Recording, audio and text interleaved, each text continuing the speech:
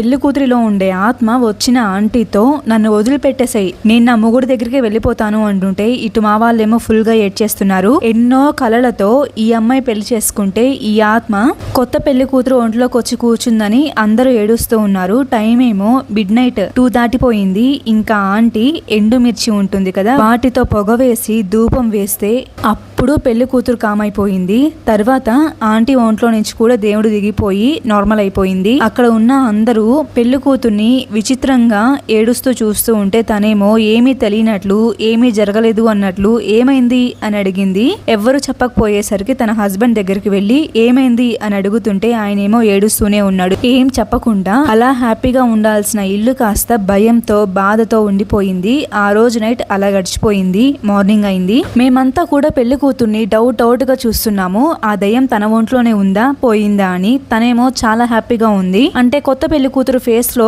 ఎంత ఆనందం ఉంటుంది, కొంచెం సిగ్గుపడుతూ ఇల్లు మొత్తం నవ్వుతూ తిరుగుతూ ఉంటుంది కదా, సేమ్ తన ఫేస్ లో కూడా అవన్నీ కనిపిస్తున్నాయి. అమ్మయ్య అది వెళ్ళిపోయిందిలే, ఇంకా రాదు అని మేము కూడా సంతోషంగానే ఉన్నాము. డే అంతా అలా హ్యాపీగానే గడిచిపోయింది. రాత్రైంది. మళ్ళీ స్టార్ట్ భజన.